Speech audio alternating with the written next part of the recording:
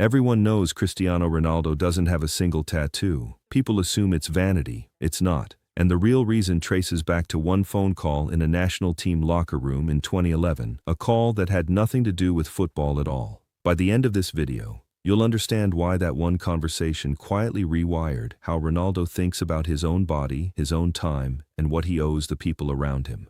Let me paint the picture for you. It's 2011. Ronaldo is at the peak of his Real Madrid years, chasing Messi for every Ballon d'Or, training twice a day, sponsored by half the planet. He is, by any measure, the most marketed athlete alive. And sitting next to him in the Portugal national team setup is a midfielder named Carlos Martins, a solid, unflashy professional who'd spent his career mostly outside the spotlight Ronaldo lived in. Two players from completely different worlds inside the same dressing room. That detail matters more than it sounds like it should, and I'll come back to it.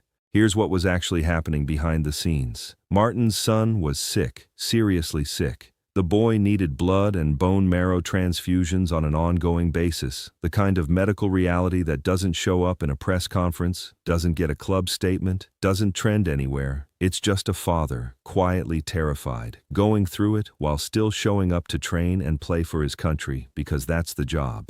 Now, here's the kicker. Martins didn't go to the media with this. He didn't go to a charity. He didn't go to a foundation. He told his teammates. In a national team camp, in the kind of private moment that never makes it into a documentary, he explained what his son was facing. And Ronaldo, years later, described what happened next in an interview with the Spanish station Cadena Cope. He said it plainly. It was the time when Carlos was with them on the national team. Martins told them about the problem with his son, and the players showed unity to help him because they knew it was a very complicated situation. Think about what that means. Ronaldo didn't frame this as charity. He framed it as solidarity between teammates.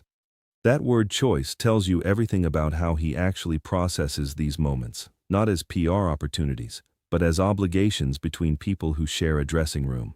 But that's not all. Ronaldo didn't just offer sympathy. He volunteered to be tested as a bone marrow donor. For most people, even the phrase bone marrow donation sounds like major surgery, something terrifying, something you'd hesitate over. Ronaldo has talked about that exact misconception directly. In that same interview, he said donating bone marrow is something a lot of people think is a difficult thing to do, but that it's really nothing more than drawing blood, and it doesn't hurt. This is where it gets deeply personal. Let me break down exactly why this single decision became a turning point and not just a one-off gesture. Component 1. Timing.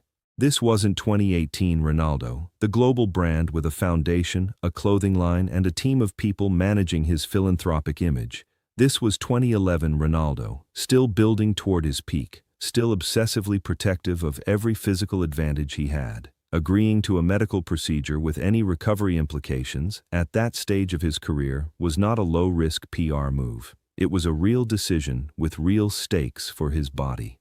Component 2. Visibility, or rather the lack of it. This story didn't break in 2011. It surfaced years later, almost as a footnote, when journalists started asking why Ronaldo had no tattoos despite being one of the most image-conscious athletes on earth. He could have stayed quiet about the real reason. Instead, when asked, he explained it honestly, tying his entire approach to body maintenance back to one teammate's son. Component 3. Consistency. This is the part people miss. Ronaldo didn't donate once and move on. He became a regular blood donor afterward, structuring parts of his lifestyle around staying eligible. No tattoos, because tattooing makes you ineligible to donate blood for months at a time.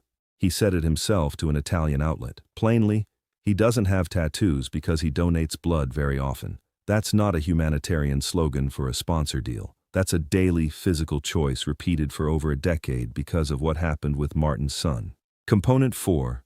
Geography. Here's where it gets interesting. This habit didn't stay tied to one country, one club, or even one set of teammates. Ronaldo carried it from Madrid to Turin. When he signed for Juventus in 2018, walking into a different league, a different medical staff, a different sponsor ecosystem entirely, the donor habit didn't reset along with everything else in his life. It traveled with him. He became one of the visible faces behind blood donation awareness in Italy, lending his name to initiatives like Be the One, encouraging fans there to register as donors the exact same way he'd quietly been doing it himself since that conversation with Martins years earlier, back in Portugal's national team setup. Think about what that means. A sponsorship deal ends the moment a contract ends. A habit built around someone else's emergency doesn't, because there's no renewal clause attached to it, no exit strategy written in. It just keeps going, club after club, country after country, because the reason it started never stopped mattering to him. Here's exactly how that matters. A one-time donation is generosity, a decade of structuring your own body around staying eligible to keep donating across 2 different countries and 2 different clubs. That's something closer to a value system. Component 5, the odds. Here's something most viewers never think about. Getting tested as a bone marrow donor isn't like rolling up your sleeve for a routine blood draw at a clinic. It means joining a registry, having your tissue type cataloged, and accepting that if you're ever called as a match for someone, anyone, not just Martins's son, you're expected to follow through. Matches between unrelated people are rare, the kind of odds measured in the thousands. Ronaldo didn't know going in whether he'd ever actually be a match for anyone at all. He volunteered anyway, stepping into a global pool of potential donors for strangers he will never meet and will never get credit for helping. That's the part that gets lost in every headline about his tattoo-free skin. He didn't just help one teammate's son. He made himself permanently available to help someone else's child too, on the off chance the call ever came. Component 6. The medical politics nobody talks about. Here's what nobody tells you about being a registered bone marrow donor as an active professional footballer. Anyone who's worked around an elite club's medical department knows how protective those staffs are over player availability. A minor muscle tweak gets monitored for weeks. A small knock gets scanned twice before anyone's satisfied. The football logic here is simple. Clubs invest tens of millions in these bodies, and any non-zero risk to fitness usually gets scrutinized before it's signed off. Registering as a donor doesn't mean undergoing a procedure on demand, but it does mean accepting the real possibility of being called up at some point in his career with whatever recovery time that requires. That's not the kind of thing a club's medical staff waves through without at least a conversation. The fact that it happened anyway, and kept happening across 2 clubs, tells you Ronaldo pushed this through, not that nobody around him noticed. Now, here's the kicker. This wasn't where it stopped.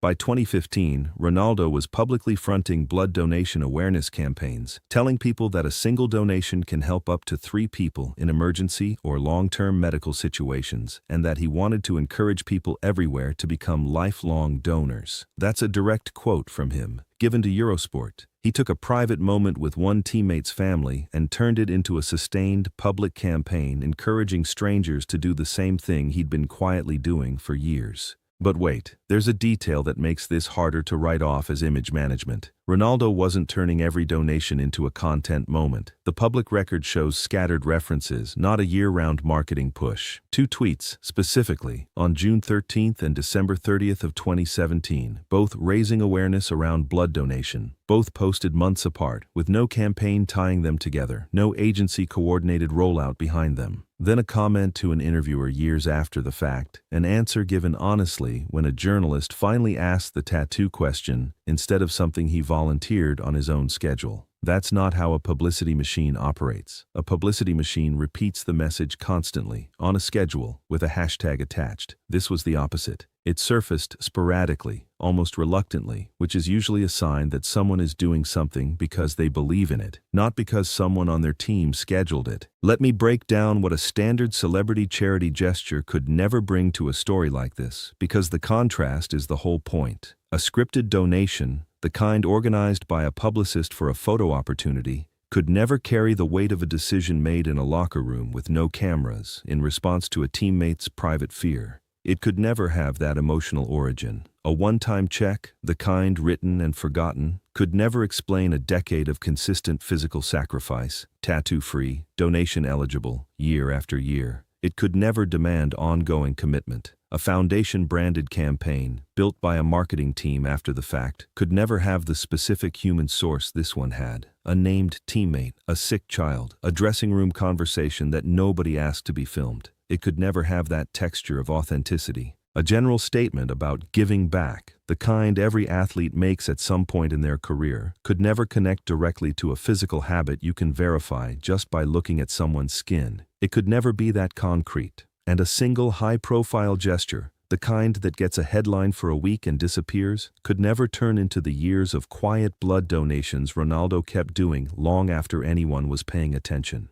It could never sustain itself once the cameras left, and a corporate-branded health initiative, the kind built around a logo and a press conference, could never explain why this story stayed buried for years, surfacing almost by accident through a question about tattoos rather than a planned announcement. It could never have stayed that quiet on purpose. Here's exactly how to think about it. Most athletes give money. Ronaldo restructured his own body's eligibility around someone else's emergency and kept it that way for over a decade. There's a fundamental difference between writing a check and choosing repeatedly not to get a tattoo because it might cost someone else a transfusion. So remember that locker room conversation I mentioned at the beginning. A struggling teammate, a sick son, a private confession that never should have left that room. That's the moment this entire story actually starts. Not a press release, not a charity gala. A father telling his teammates the truth about what his family was going through. Ronaldo wasn't the obvious person to become the face of blood and bone marrow donation awareness in football. He was the most marketed, most image-controlled athlete of his generation. But that's exactly why this matters. Because nobody else in that dressing room carried both the platform to make donation awareness global and the willingness to let one teammate's private crisis quietly reshape his own daily habits for the next decade. This decision wasn't a campaign. It was written the moment Carlos Martins decided to trust his teammates with the truth. Now, here's where it gets even better. There's a line Ronaldo has gone back to in interviews when asked why he keeps doing things like this. He said his father always taught him that when you help other people, life gives back double, and that's exactly what's happened to him. Think about the weight of that statement. That's not a value system built in a marketing meeting at 26 years old with a foundation and a logo attached to it. It's inherited from a father in Madeira, long before there was a Ballon d'Or or a global brand carrying the name Ronaldo. The registry, the blood donations, the tattoo-free skin, none of it started as strategy. It started as something closer to inheritance. So, there you have it, the real reason behind the empty skin and the full donor history. If you enjoyed this video, make sure to like and subscribe for more content like this. Thanks for watching, and I'll see you in the next one.